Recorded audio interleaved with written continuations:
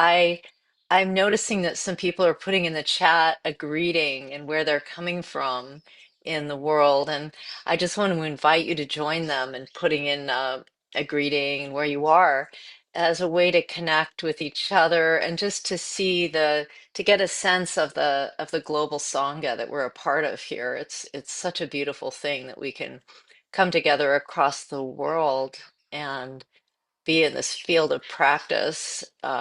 It's really extraordinary. It's even though Sangha Live has been doing this since before the pandemic definitely has taught me how much connection and intimacy and um, collective effervescence, to use the words of Emil Durkheim, an anthropologist, how much collective effervescence can be generated by being together online and just the invitation to connect through being able to see each other's faces, being together in person in a Dharma hall, in a meditation hall together is very special and lovely. But what we do have that we don't have in the meditation hall in person is this ability to see one another's faces, and it's very connecting. So I invite you, if you are open to that, to moving to gallery view and taking in some of your faces. And it's okay if some of you can't come on camera, of course, no problem. We can see, in some cases, see your picture, and in other cases, we see your names. And if you can put in the chat a little greeting, we also see where you are and get a sense of each other and a sense of connection to Sangha. And we're going to take this invitation as a segue into practice. We're moving into the space of practicing together. There's something very powerful about practicing meditation together, co-meditating, and about bringing Sangha into your home via this vehicle of the miracle of technology to begin to create a refuge field. And when we meditate, the first practice that we do to sort of set the stage, just to create setting for ourselves as we enter into this deep practice of self-discovery and exploration of our inner life. We begin by setting up a field of refuge. And the field of refuge is really a um, understanding that we are not alone when we practice meditation, that we are held in a field of care. And our practice in the Dharma in part is to start to understand even that we have a field of care. you know Even if you feel very alone in the world, or maybe right now, if you're in a stage in life where you feel isolated or lonely, you can change that through the power of your consciousness or awareness as you begin to invite supportive presence, even if people aren't physically present in your house, for example. You can invite their sense of being into your space, a sense of support. And so let's begin our refuge by just understanding, just taking in that we're here together and that we have a field of support right here. We have these beautiful souls and presences. And even if you don't know anyone here, if this is your first time being here, it's all right, because these are friends that you haven't yet met. So that's how friendship begins. That's how Sangha begins, as we show up with a willingness to see and be seen, and then goes from there. Community is built from there. And then to also just closing your eyes for a minute to recollect the field of support in your life. And sometimes the field of support is as simple and as close to you as your cat, your kitty, maybe. Pets are an amazing part of our support network. I have a dog. She's close by, so I'm calling in Luna, my dog. Um, and it's as close as your family, the family that you are a part of. Maybe you have beloveds in your house or in other houses far away, but they're around in your consciousness. That support, finding that field of support is calling on who's there for you in times of need or when you need a friend. That's part of your refuge field. So calling in those people who are there for you when you need someone, and calling in, this field of support can include the natural world. So tuning into what's around you in the natural world, maybe a house plant um, or right outside your window, a tree, even the sky, even the elements. Even if you're in the center of a busy city, you look out and you can see the clouds, you can see the sky. Someone is showing us northern lights on this screen. I am fascinated. I don't know if it could be wow. So maybe it's northern lights, or maybe it's clouds or sunshine, or so just calling in the natural world as your field of support, and recognizing we are primordially interdependent with this world and with these beings. They are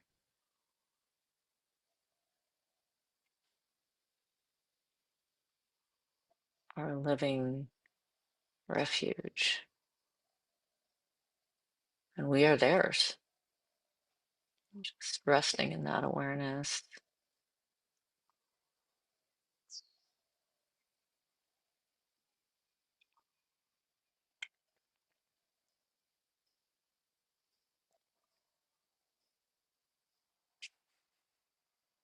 And then as a short practice of metta, going from this safe field of connection and just opening the eyes to take in Sangha present, and letting your eyes just drift a bit around the screen, and just landing on one square here, one person who's here, with your eyes. And it's okay if the camera's off, but just sending some loving kindness to this person your eyes have landed on, and you're just giving rise to this wish. May you have happiness and the causes of happiness. May you have happiness and the causes of happiness.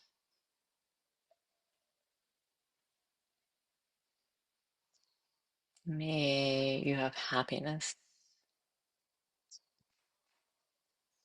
and the causes of happiness. I'm sending the wish of love to one person here. And I'm letting our eyes drift a little and wishing that person well, and coming to rest on another square. Someone here You don't need to know them. No, it doesn't have to be someone you've ever met, but just giving rise to this wish of consciousness that the person is here, this precious being, and sending them a wish of compassion. May you be free of suffering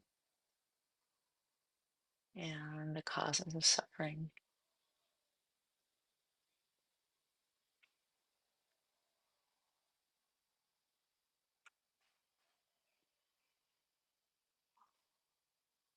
May you be free of suffering and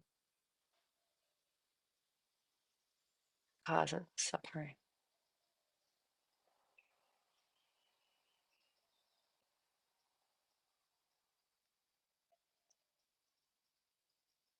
May you be free of suffering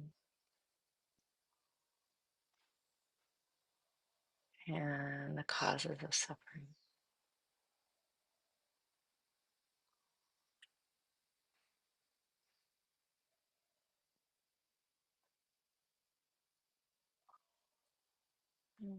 Sending that wish of love, connecting. And so moving now into the space of our meditation practice, you may want to turn your body a little bit away from the screen. That's what I like to do. Um, It's up to you. You can also close your eyes.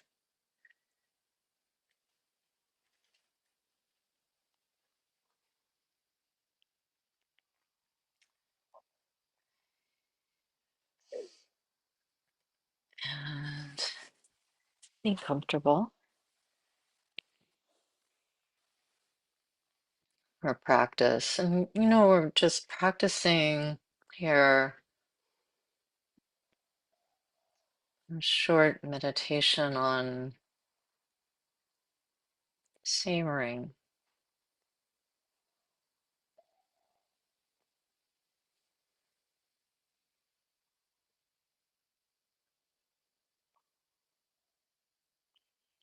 Just begin by dropping down from our thinking mind and into the feeling body.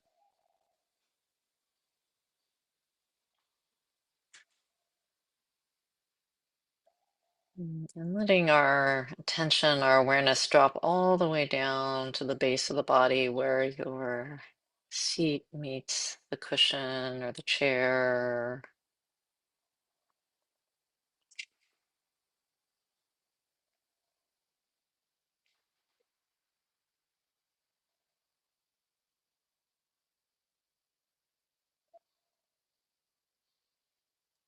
Just noticing that down there at the base of your body, you are already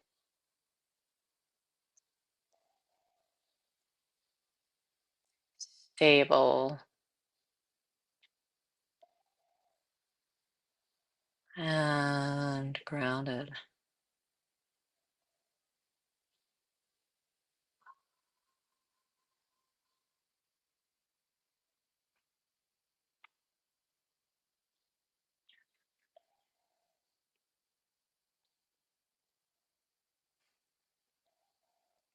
Down here at the base of your body, you are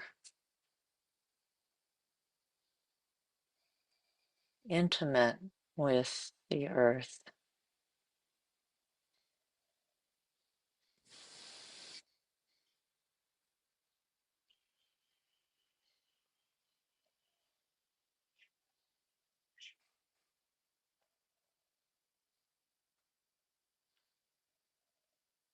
And at first it seems like you're observing this earthbound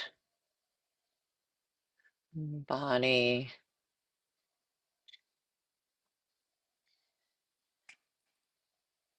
And see if you can dive in just a little deeper so that you are this earth body, saturating the lower part of your body with your mind.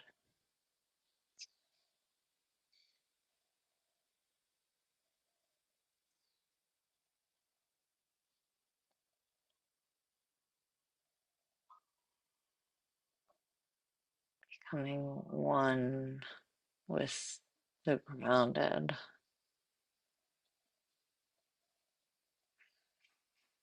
sensation.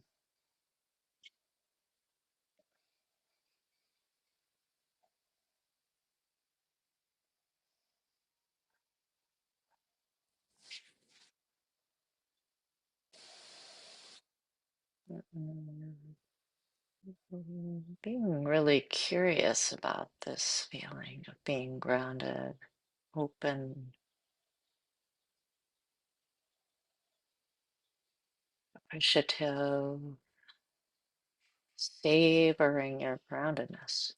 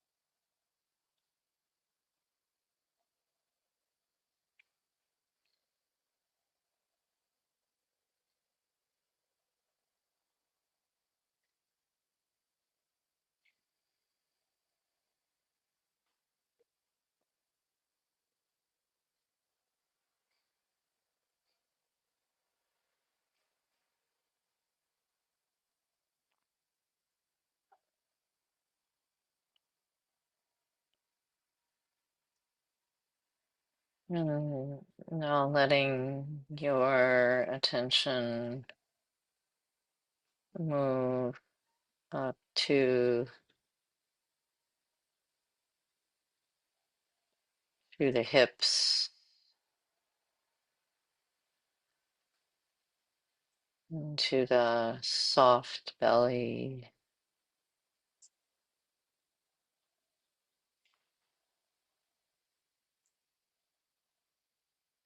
mm, noticing as you inhale that rise of the belly, sense of expansion in your chest.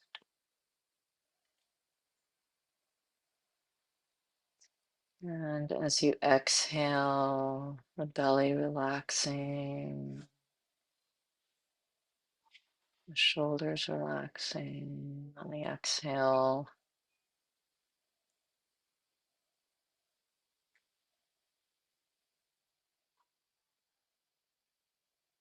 Just resting your attention on this breath,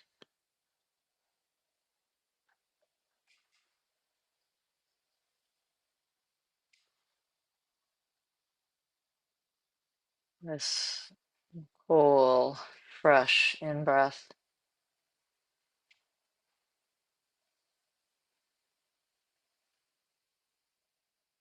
and the soft, warm out breath,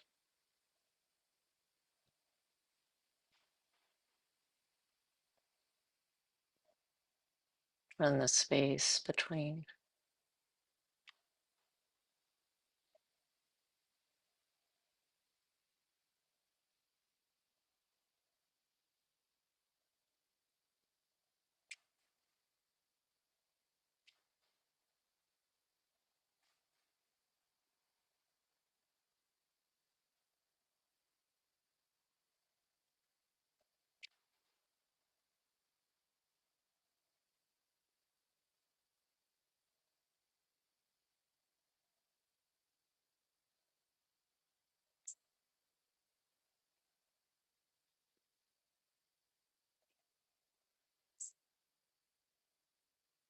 And going beyond just noticing breath,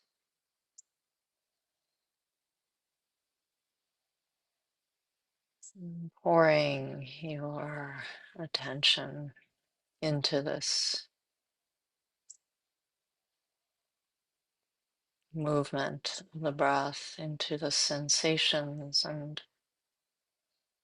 letting yourself be absorbed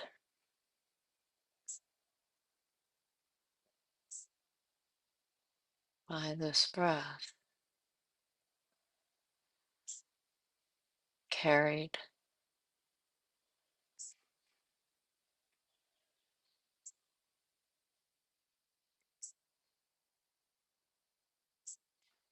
And staying open and curious. What does the breath offer me right now?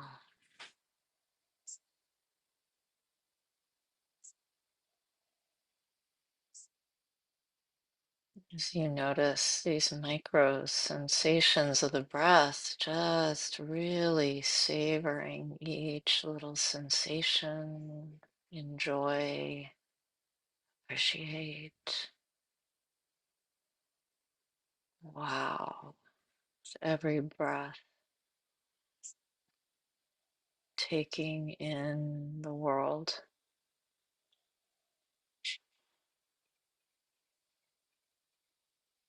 with every out breath offering yourself to the world.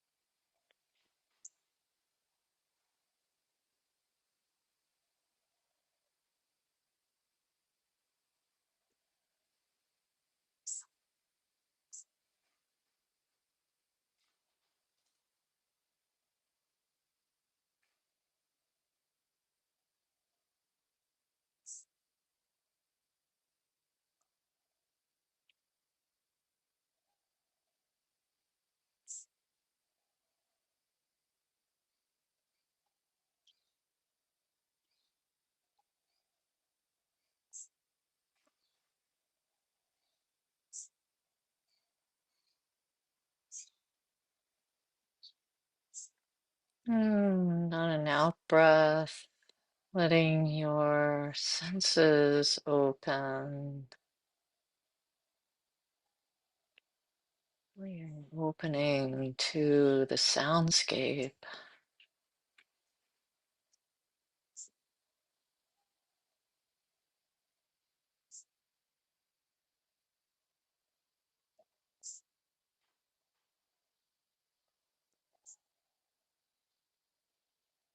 seeing if you can be wide open enough to welcome all the sounds just as they are,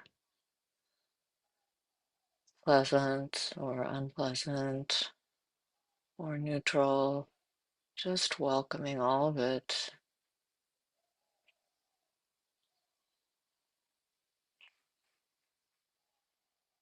and staying curious. Wow, this sound. Let the sound and the soundscape really take your attention. Let yourself go into that sound.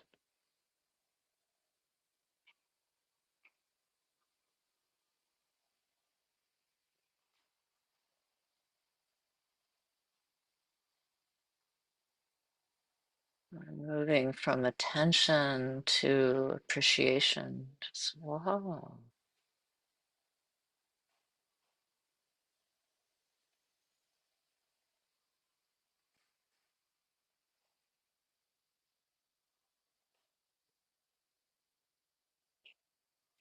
Like a sound becoming your mindfulness bell, bringing you present.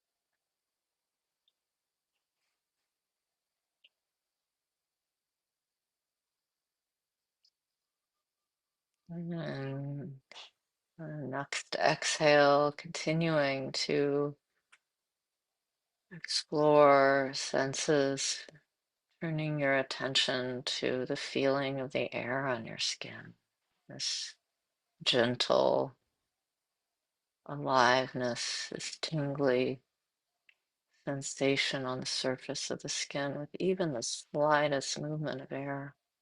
Just noticing that feeling and savoring, the air on my skin.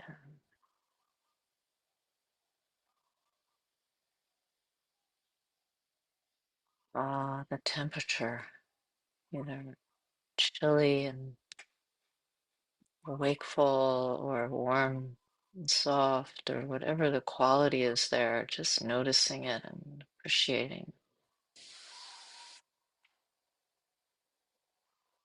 what it does for the body,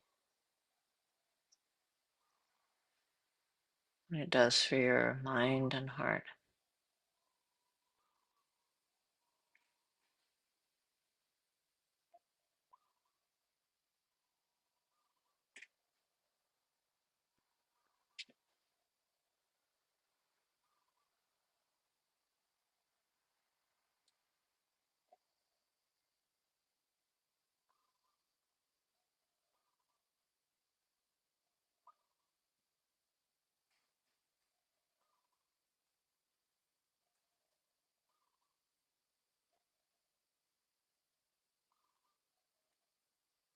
And on the next exhale, just letting the eyes gently open and take in your visual field,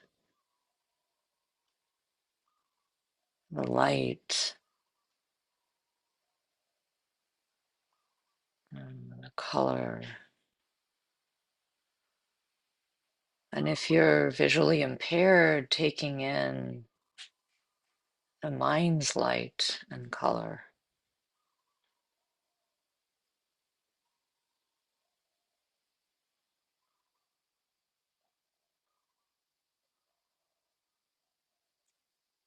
What's seen in the mind's eye. Just appreciating that form, appreciating the texture,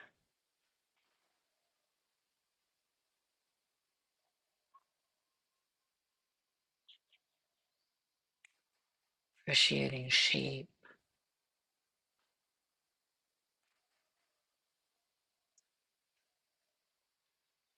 taking it all in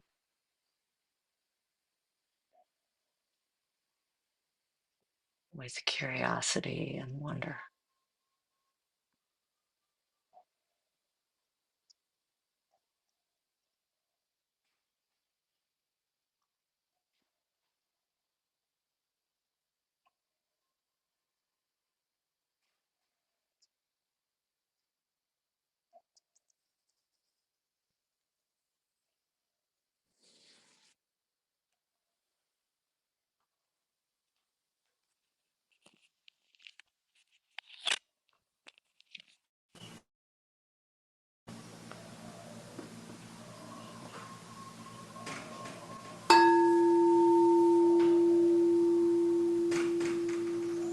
And savoring the sound of the gong.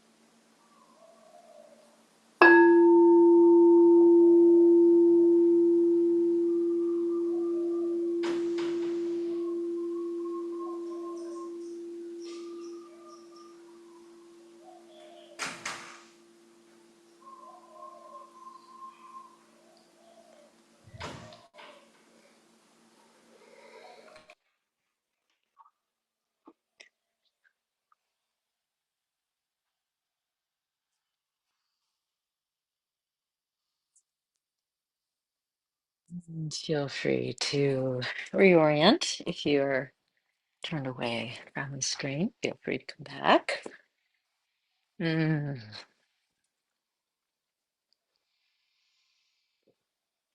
So, some practice there together, practicing a meditation on oriented around the topic for today, which is the art of savoring.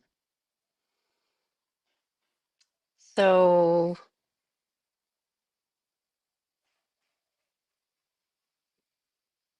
um, we often think about meditation as being a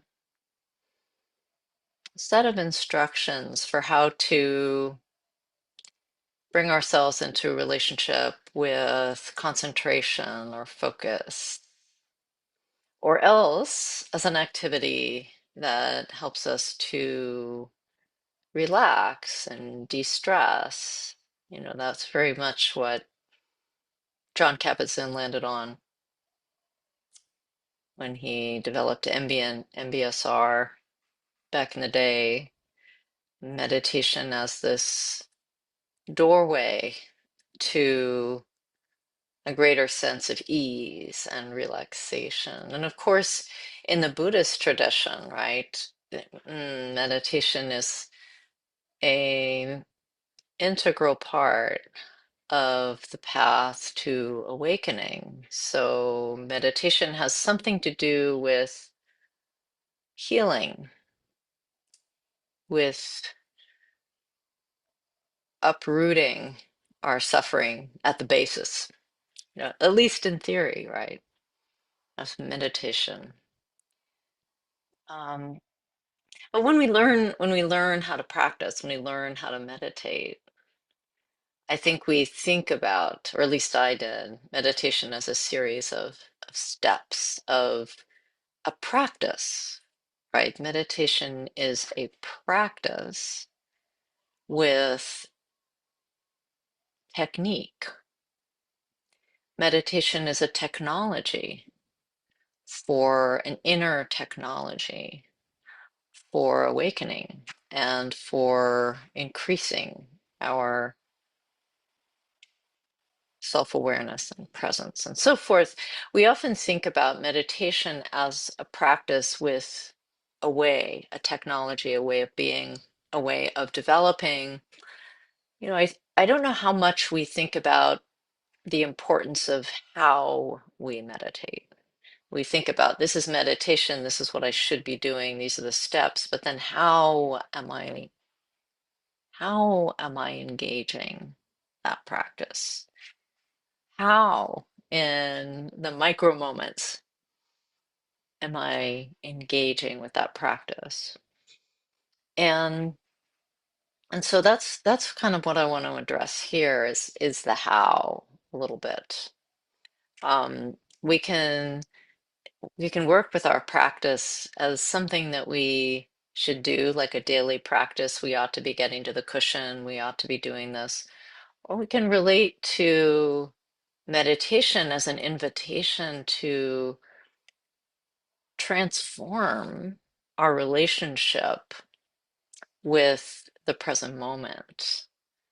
And it's in that arena, the transformation of our relationship with the present moment, that this art of savoring can be useful, helpful, help us land with that in that place where that transformation can happen, where we can actually change how we are, not just what we're doing, but actually how we are meeting this present moment.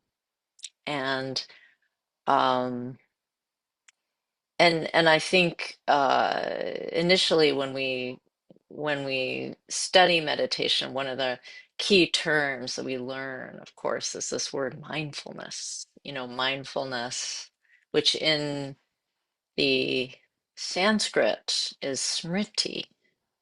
Smriti actually means to remember. So mindfulness is actually pretty good translation for smriti because it's what the Buddha meant. When the Buddha said we need to smriti, we need to remember, he meant remember what is happening in the present moment. He meant we need to pay attention to what's going on in the present moment. So he used smriti, memory, in this particular way of remembering that we need to come back from our distracted mind and re-engage with whatever it is that we're practicing with, whatever the direction is that we're practicing with. So re-engage with the breath, re-engage with the body, re-engage. Remembering to do that, smriti, is mindfulness. But mindfulness, this is what I'm going to be talking about here, just paying attention, right? Because smriti means something like that, to pay attention. Literally means to remember, but in terms of meaning, it means paying attention. To become mindful is to pay attention. Smriti.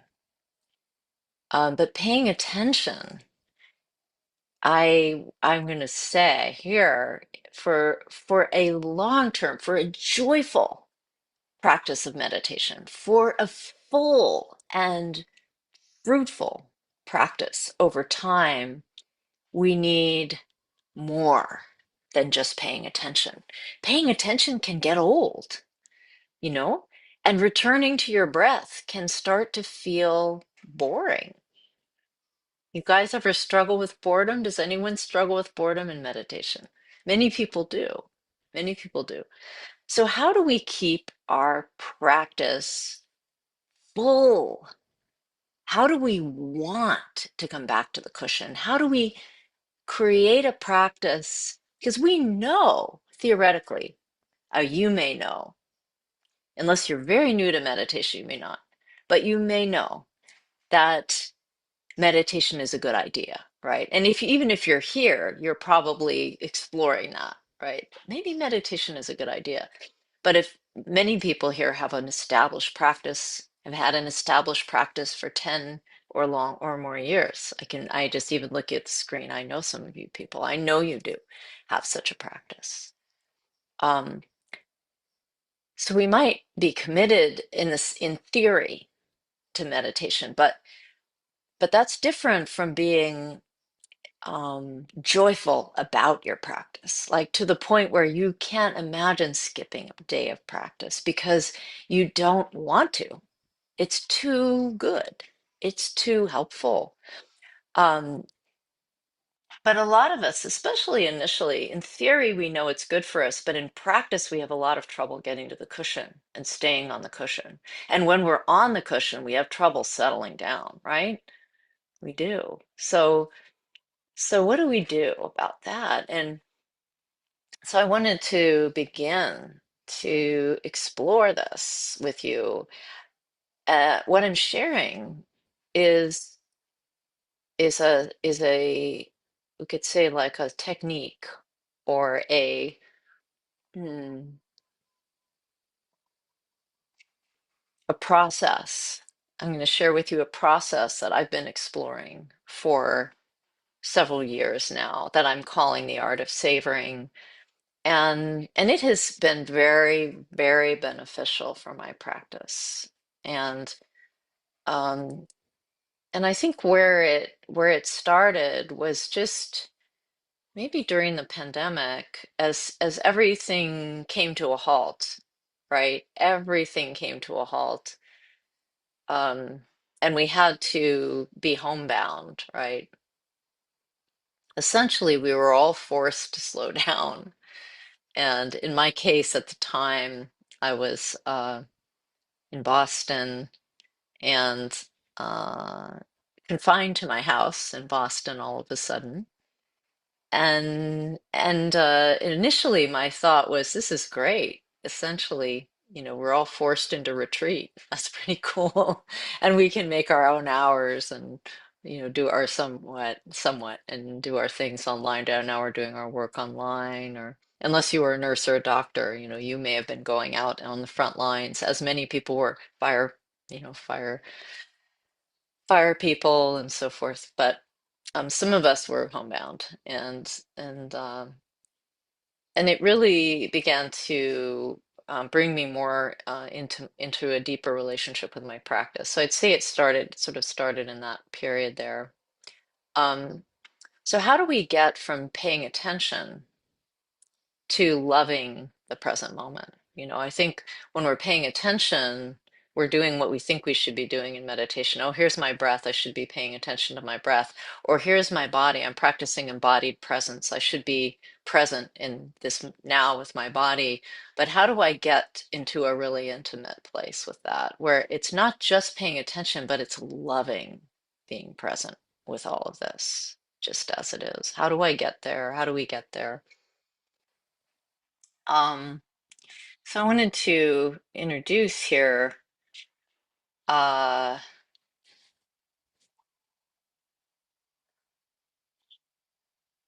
some steps to how to do that. But maybe before I do that, I want to tell a little story. So when I was a young woman, I was in a monastery for a while. I did a deep dive on the Dharma, and probably prematurely, when I look back on it, I jumped into the deep end of the pool in the Dharma world, so to speak. And when I was my senior year in college, I went into a monastery and just started living there and practicing there, and ended up staying there for many years. And the abbot of that monastery, um, was an abbot of that monastery who was this Tibetan from Eastern Tibet. He was short and heavy set, very, very strong person. And and he was the one that was mostly giving instructions there at the monastery. And one day I remember going through this day, and I had a kind of a realization. I'd been there for about 3 months in the monastery, and I was a young woman, just 21 or something. And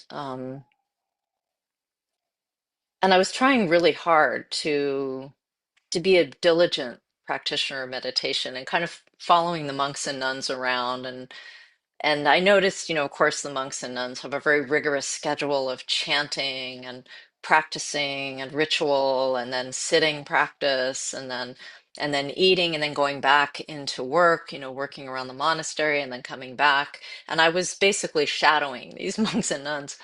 And I started to develop this kind of strange dualism, I might say, like a kind of a bifurcating between, oh, well, there's this time that we have on the cushion, and this time when we're practicing ritual and chanting, that's when we're doing the Dharma. And then when I'm over here cooking, I had to do a lot of cooking. We all had to do a lot of chores, cooking, vacuuming the meditation hall, or you know, folding clothes, or washing towels or all the things that had to happen to keep a monastic institution going.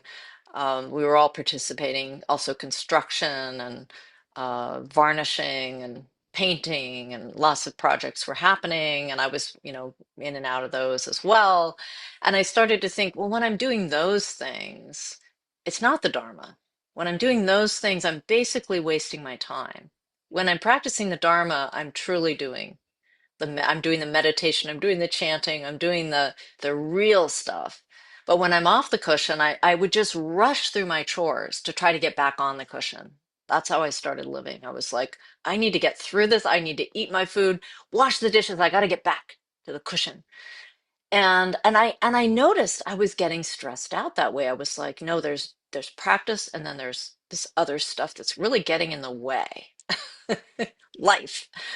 And so I went to the teacher and I said, I just started to notice this about myself, that what do I do when I'm washing dishes and stuff? It's just a waste of time. And what do I do to get through it more quickly? Or how can I spend more time on the cushion?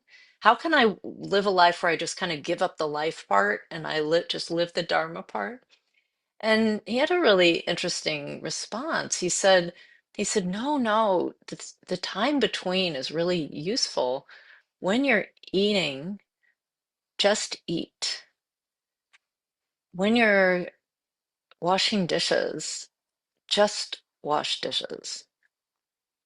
When you're cleaning up, just clean. When you're sweeping, just sweep. Just sweep. So he uses this just, right? So at first I didn't understand at all what he meant. And but then I started taking that into my time in between. And I was like, oh yeah. As I started doing the dishes, I'm like, when I'm doing the dishes, I'm not just doing the dishes. I'm rushing. I'm thinking about when I can get back to the cushion. I'm future thinking, or I'm ruminating on, yesterday and how I could have done better yesterday, or that argument I had with so and so over breakfast in the morning, or, whatever it was that happened. So I wasn't just doing the dishes. I wasn't absorbed in the present moment in those activities. And I started to realize that practice isn't about what we're doing, it's about how we are, right? It's about a, a way of being that is operative on the cushion, off the cushion. So that was a doorway. That was also a doorway for me. But during the pandemic, I really started to think about the habits that we have that we try to escape the present moment. So what is this art of savoring? This art of savoring. How do we do it? Um, there's a difference, I would submit, between being mindful, this smriti, and savoring. Being mindful is paying attention, but savoring is extending and enjoying your present moment experience. And in order to extend and enjoy, mindfulness is a factor. Like paying attention is an important, a critical factor, but it's not all you need. So you can be, for example, in a difficult moment, and you're mindful, you're paying attention to what's difficult, but you want to escape it, right? You can be mindful in the present moment, and you are, if you have something joyful happen, particularly joyful, you might naturally start to savor. But when you're in the present moment and something that you don't really like is happening, you're going to resist it. You're going to push it away.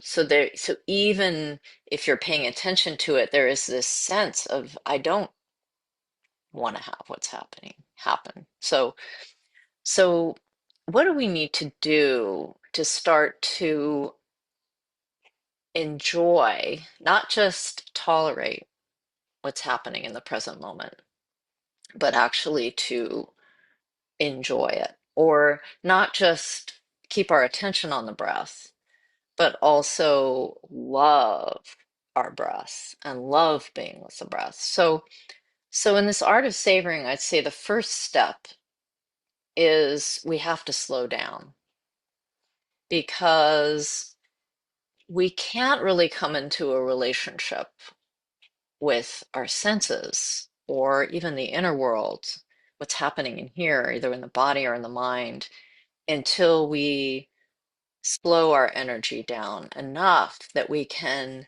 pay attention, that we can be mindful. And that's of course why do we practice meditation on retreat? Why do we develop mindfulness in retreat? Why do we still the body before, as a technique for developing smriti, for developing mindfulness?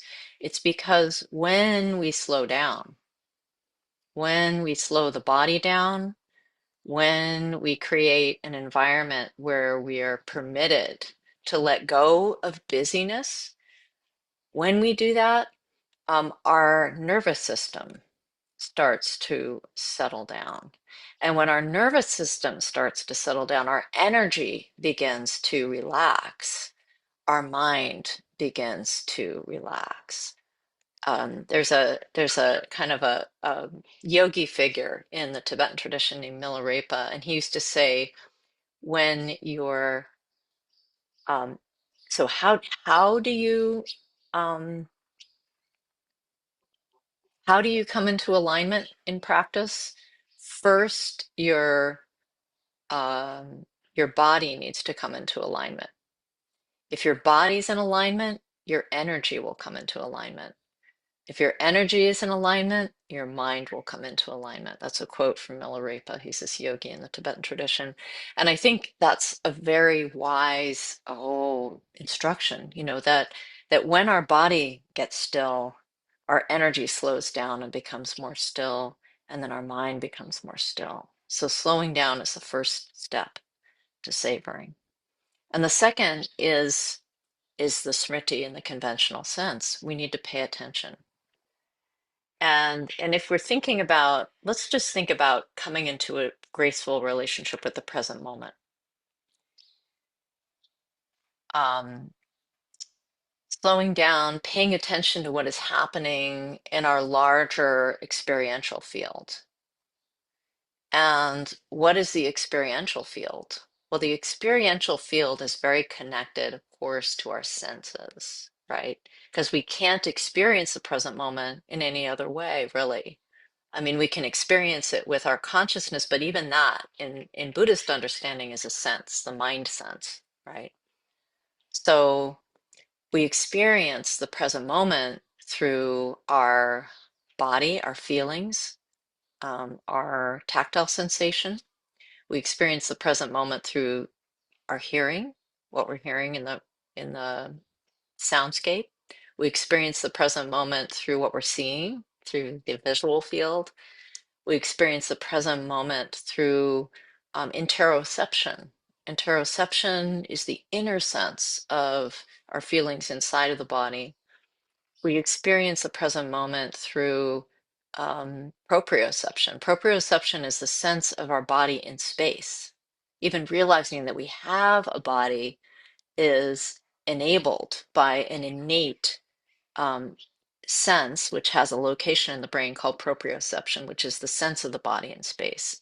If that part of the brain is damaged, people have no sense of their body in space. So that's how they know that there is this part of the brain where proprioception is housed. So, and we experience it also through smell, right? We experience our world through what's coming in through our olfactory sense, right? So all of these ways are the way that we experience the experiential field is through our senses.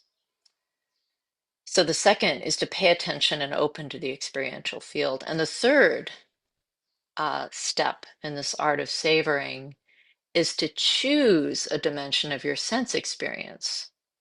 So choose a sense experience. just to help you get in touch with this art of savoring. We could do this with the whole experiential field, but I think that's an advanced practice. To be able to savor everything at once is a bit of an advanced practice. So just to make it more, to get into a more deep relationship with that art, choose one part of your sense experience. Choose a sound that you're hearing, for example, or choose your breath. Let's choose the breath this time, right now, as I'm talking to you. Let's choose the breath. And so start paying attention to your breath. And you'll notice in the meditation, right? I said pay attention to your breath, but now go deeper. And what does go deeper mean?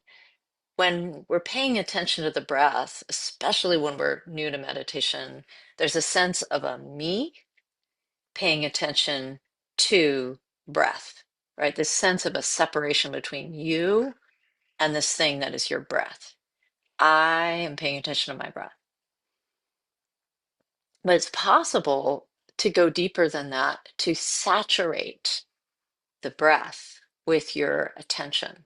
So I like to use this image myself of pouring, so like a liquid image, pouring your attention now into that sensation of the breath, so that you are not so far apart from your breath anymore. You're becoming so intimate with it that it's like you are in your breath. You are your breath. So starting to pour that attention in there, to dive, let's use the word dive, to dive into the sense experience. So this fourth step in the art of savoring, once you've chosen the sense experience, the fourth is to dive into the sense experience. And what are some ways we can dive? How do we take that dive into the breath? First, explore the micro sensations of the breath. So what's an example of a micro sensation? Get really specific with what you're experiencing when you're breathing. For example, go into your nostrils, and when you inhale, you can feel this tingling inside your nostrils. Let's try that right now. Just like feel that fresh tingling on the inside of your nostrils. So start to explore these little sensations. There's also the belly, right? The belly is rising and the belly is falling. Oh, and my chest is expanding. My heart is opening. Oh yeah, and oh now my heart is relaxing. The breath is actually happening through the whole body, so you can start to notice how is it affecting your body as you're breathing, right? Start exploring those micro sensations. That's one way to dive, and another way to dive is that saturation. So the difference between watching and saturating, right? So I already talked about that, pouring the attention in. So four, dive into the sense experience. The fifth step in this art of savoring, enjoy the sense experience. Enjoy that sense experience. So, what would that look like? First, just appreciating it. Appreciate what you're experiencing. And notice, for example, how it's affecting your nervous system as you breathe. Like, how is this affecting me? Now, they say, research says now, that on the out breath, when you're exhaling, your parasympathetic nervous system is activated. Now, what is the parasympathetic nervous system? It's the part of our nervous system that relaxes the body, that relaxes. It's the part of our nervous system that down regulates. So that every time you exhale, your whole nervous system, this is not conscious, is down regulating. And every time you inhale, this is, you know, if you were hooked up to a machine, the machine would show that every time you inhale, your nervous system is upregulating. So you're getting stimulated with every inhale and you're relaxing with every exhale. That's actually happening, whether or not you're conscious of it. I mean, when they hook people up to these things and they see what's happening when someone inhales, their nervous system is being stimulated, is being waked up. And when you exhale, your nervous system is easing. So So beginning to notice that and then appreciating, oh, the enlivening energy of the inhale and the relaxing energy of the exhale, right? Beginning to say, oh, that's really useful, right? The enlivening part and the relaxing part. We need both, right, in this human life to really to live a full and a safe life. In fact, we need both, right? We're exercising our nervous system with every inhale and every exhale. Um, so start to appreciate what you're experiencing, and also just things like, in the meditation, I was sort of went down this road of when we inhale, we're breathing in the exhale of the trees. We're breathing our whole world in when we inhale, right? We're breathing in air that has been breathed in and out for centuries, for generations by our ancestors. We're breathing some of the air of our ancestors when we inhale. And we exhale. When we're exhaling, we're offering part of our body out into the world. So just that kind of appreciating of what's happening when you're breathing. And then also there's this possibility of appreciating the uniqueness and the novelty that you discover as you're paying attention to these micro sensations. You notice things you may never have noticed before, like how the breath is and how it feels, ways that it feels, parts of your body that tingle. Um, yeah, just beginning to take joy in the uniqueness of the breath and the novelty of the breath. That's the fifth. So enjoy the sense experience. And then the sixth is to guard against analyzing and going down conceptual trains of thinking. Because, of course, when we're focusing in that way, when we're really paying attention, sometimes our thinking mind can go to town on that, right? So we start noticing something about the breath, and pretty soon we're imagining, oh, I wonder what that means. Maybe I should look that up on chat. We start down that road of, wanting to know more, or, so just being attentive to, that can be its own thing, and there can be enjoyment in the conceptuality. But we're savoring, and we're working on savoring the present moment. So the conceptual mind can really take us out of our present moment. And we have lots of our life to be outside of the present moment. We are such thinkers. So we don't have to worry about, oh my gosh, I'm untraining myself to think. No, it's okay. It's going to come back. Right. So just, letting go of some of that conceptual mind. Six. And then seventh, extending the attention that we've been paying, say to the breath, for example, with intention. So noticing in ourselves this habit that we have of wanting to skip to the next thing. What next thing, right? There is no next thing, really. I mean, there could be a next activity, but there's no moment other than this moment. And there's no more important moment than this moment. So noticing that habit, of wanting to just kind of live a little bit in the future,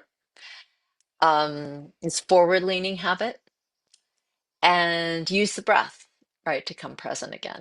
Because we're just using the breath as an example here. And then finally, the eighth in our art of savoring, which is one that something we may not think of all the time, but it can be very powerful, is expressing later, after we've been engaged in this deep way with what is happening in the present moment, share it with another person. So, for example, I've just noticed this really powerful part of what it feels like to breathe, and just sharing it with a loved one, sharing it with somebody in your household. And or, of course, if it's sound of a bird, I just sat for 5 minutes just really enjoying the sound of this bird. So just that kind of sense of enhancement by co-appreciating or sharing your appreciation for the present moment with others, with another person. So those are some of my thoughts on this art of savoring, and I want to open it up to everybody here to hear a little bit about what works for you. How do you savor, and or what did this little reflection bring up? And just want to open it to the Sangha field. And so you can feel free to raise your hand using the raise hand function on Zoom, which is down there at the bottom of your screen where it says reactions. And so you can raise your hand that way, and Marnie will call on you. Yeah, Marnie, if you could help. Thank you. Yes.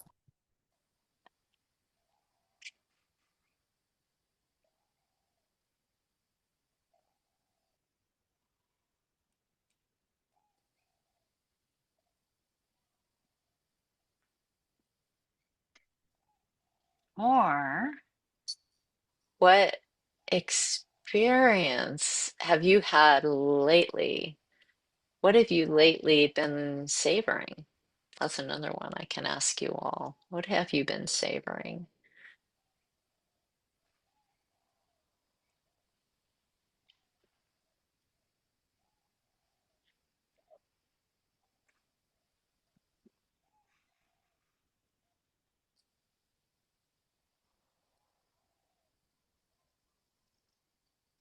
While we're waiting for others, um, I've been savoring the sound of the rain, um, both in meditation and just while preparing a meal or making a pot of tea or something. So, okay. Um, is it Shemalaya? Am I saying that right? Oops, where'd you go? I think she'll come back. I don't know what happened there. Maybe Oh, she, there well, she is. She's trying to unmute. I can see her. Oh, can you hear me Yeah. now? Mm-hmm. Um, Hi we can. everyone. Hi Lama Willa. Um, One of the things I've been really savoring is the bird calls in the morning and recognizing that what I thought was just one or two different types of sparrow in my yard is actually four completely different types of sparrow. And so just savoring the the connection of sound and sight to discover this much larger field of sparrows than than I had known was there. And it's so, I sit outside every morning, and some days I can come in and not really have noticed much of anything because I'm thinking about the day. But when I uh, just listen to those little sounds, then I can see that there's so much more there in that moment. So thank you for reminding us about this and for this teaching this morning. Thank you, Shimalaya. Thank you.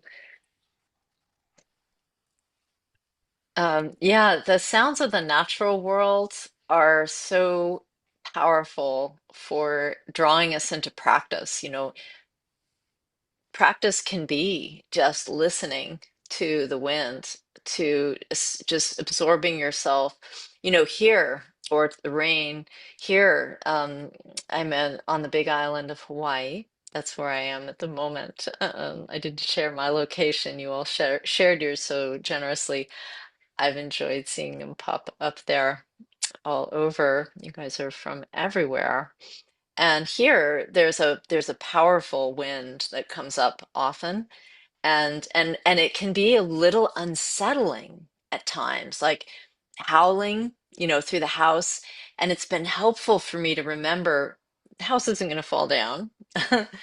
And that I can just rest on the howling, and it becomes practice. It just draws me into this place of just, I am here now, and this is very actually settling. I've gone from being unsettled by the wind to being more settled by it. Um, yes, yeah. Others? I Patrice? think Yeah, hi. I live in the beautiful San Francisco Bay Area, and as I drive around, there's pretty much beauty everywhere. So I certainly savor that. And then one of the things I savor on a more personal level is music. I'm a musician. I play the cello, but I love jazz music and what's known as the Great American Songbook. And so I avail myself of being able to listen to that both live and via the radio and CDs and so forth. So those are two areas of beauty that I really savor very much. Thank you so much, Patrice, for offering that. Yeah. Yeah, music, amazing. To savor that, to savor music and to dive in, to really dive in and lose yourself in the music. And yeah, when I hear you say that, it's reminding me of also dance.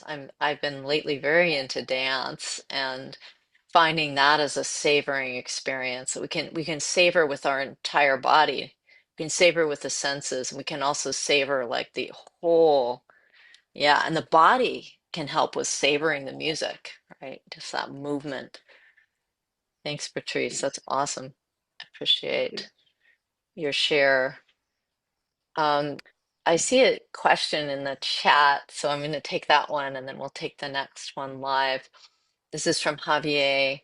I have a question. Hope you can answer it. I feel very excited and passionate. How could I control it? Or, well, not control it, but embracing it. Sometimes I feel afraid about being passionate and very excited. Yeah, yeah. I mean, excitement is interesting. Excitement is when our nervous system is very uplifted, right? It's a buzzing kind of feeling. It's possible. There are some practices of meditation, uh, at least in the tradition in which I practice, in which that passion actually is a catalyst for waking up, and that the um, excitement can be like fuel for waking up. But there's a kind of process that I think we work with in practice of, because we can get carried away by our passion, carried away by our excitement, and um, and when we get too carried away, we get on a roller coaster, right? Because the passion and the excitement can become depression, right? On the downslope, right, so to speak. So how do we learn how to kind of channel the passion and channel the energy of excitement into practice, by starting to step back kind of with our consciousness, our mind, and just hold it, in a bigger space, like hold it and allow it to rise, to be bright, and then to liberate itself. Like we don't have to do anything about it. We don't have to do anything about it necessarily, um, or to channel it, to channel the passion into care, into kindness, into positive energy, um, good works.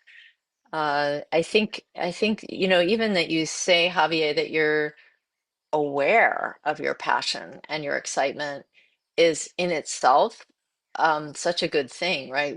Everything starts with self-awareness. So yeah, I would just kind of say not to be so afraid of it. Passion is amazing, and excitement can be channeled into constructive work for your own awakening, for the benefit of others. And when it comes up in meditation, to step back and to hold it, you know, to breathe with it, I guess. Yeah, nothing we have to fear really that much in practice. We can make room for all of it.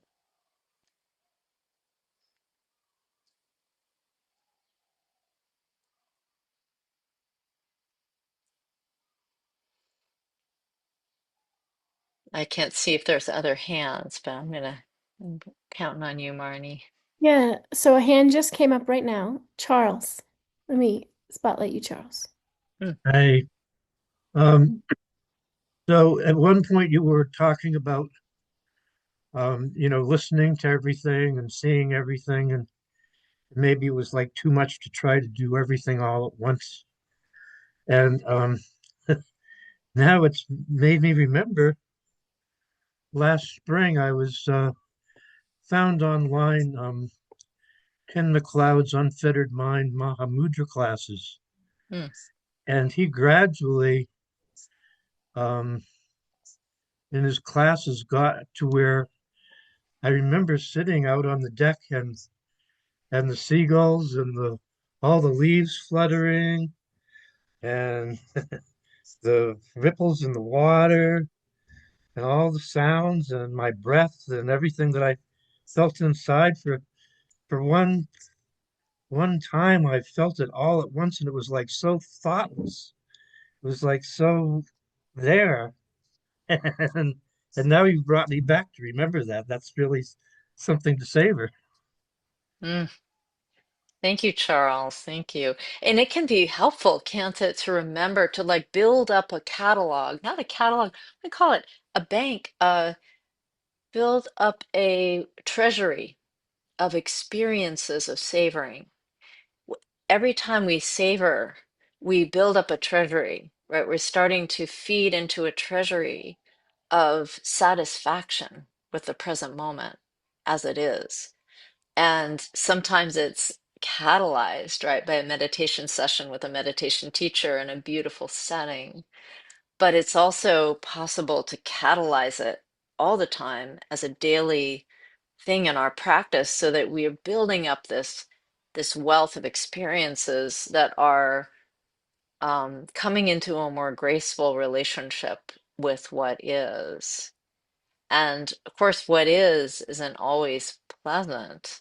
So we start with savoring these sensations and we can move on to start to savor pain and savor challenge, to begin to stay. Maybe the word is to stay when challenge comes up and not just move, not just try to move away fast, like, I don't want to know about this. I don't want this to be a part of my life, but rather, oh, I remember how to be present with, how to savor, how to look with curiosity into this, right? Thank you, Charles, for that glimpse of a savor experience. I feel like I'm co-savoring it when you talk about it. I can see the seagulls. Thank you. And one more hand, and then we'll watch the time now. But Jonathan? Hi, thanks first for the practice and reminding of the practice of diving in, and so the feeling of losing the distinction between the observer and the observed. It's a very amazing feeling and something to be savored. Um, my question is, I mean, that feeling is so amazing. How can you prevent getting attached to it? Right. Well, getting attached to it is part of the process, I think. Are we going to attach to pleasant experiences? That is our habit. So I think there is something in there, Jonathan. I really appreciate the question of an invitation to savor, enjoy, extend, and let go at the end, right? Be able to let go when it's time to move to the next thing. And that should probably go in the steps of savoring, is the letting go too, the ability to let go and to not get too, not to crave the return too much. But I think so there's an interesting thing that Shanti Deva, Shanti Deva, right, who wrote the Bodhisattva's Way of Life. He was an Indian master in the, long time ago, 8th century, 9th century. He wrote a beautiful Dharma text called the Bodhisattva's Way of Life. And in that Dharma text, he says some really interesting thing. He says, so the question comes up in that text. Um, if we're not supposed to crave anything, then we shouldn't also be craving th being on a path, and we shouldn't be craving enlightenment either, should we? Right? And you know what his answer is, you would think would be, yes, you shouldn't, right? No, but that's not what he says. He says some cravings, like the craving to awaken, like the passion to awaken, like the yearning to awaken, are constructive cravings. And there's something about the craving that keeps you on the path for a while, even though in the end there is no goal. There's really no goal. There's really no place to go, even. But still, we there's a service that that craving provides us with, or it may be a skillful way of craving. If we have to crave something, that's what Shantideva says. So I've always found that interesting when I think about my own practice, like joy, right? Having joy in your practice makes it much easier to be in the practice, right? Taking joy in your practice, but there is some yearning to experience the joy again. And that brings you back to the cushion so that you can continue to practice. And when you come back to the cushion and continue to practice, you have the context in which to recondition and in which to move towards freedom. So when you look at all of those causes and conditions, maybe we need a little bit of craving or a little bit of, I mean, I don't know what the word is, a little bit of interest Mhm. and forward motion to get ourselves um, into a place of where we're going, you know. Yeah. But thank you. Yes. That's In the end, very it's a balancing act. the balancing act. That's Mhm. right. Yeah, some letting go. Mhm. Yeah, right. Thank you, John.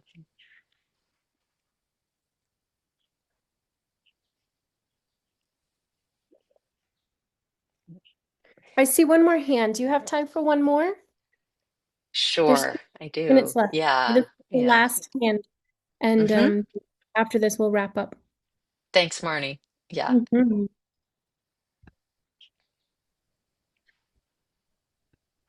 Hi.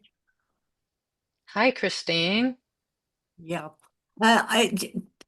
A couple of weeks ago, my son and daughter-in-law bought me a birthday present for a Mamma Mia party that was happening here in London. And I just loved the fact that it was such fun. It was absolutely such fun. It was the dancing and it was the music and it was everybody was there with smiles and the lovely mixing that went on.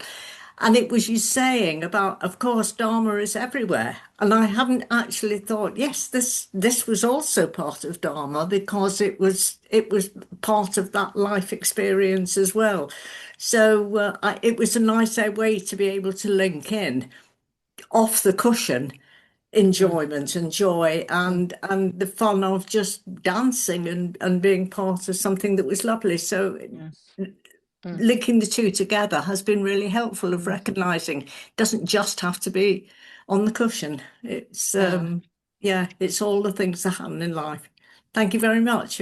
I Thanks, enjoyed it. Christine. Yeah, Thank great. you. Thank Yeah. you. Yeah, I mean, part of what Dharma is finding a joy just because we're alive. Mm, And there are some things we do, like dancing hmm. and listening to music and being in community, that bring out a deep sense of joy in being alive. And that is so, to me, that is Dharma. I mean, Yeah. being in a place where we're feeling truly alive is a doorway into the heart of what it means to awaken. I just think I see that as Dharma. That sounds amazing. Thank you for sharing. Yeah. Mm. I have put into the chat your Mm, personal website and the Donna link in case anyone wants to contribute, and a link of our upcoming calendar. And so, however you would like to close the session, Lama Willa, that would be lovely. Thank you. mm. Well, thank you all for coming and for staying until now. I really appreciate that. I noticed quite a few people have left over the course of the teaching. I don't know why, but that's what happens, I guess, sometimes. But I really appreciate that you stayed and that we practiced together and explored this topic together. Thank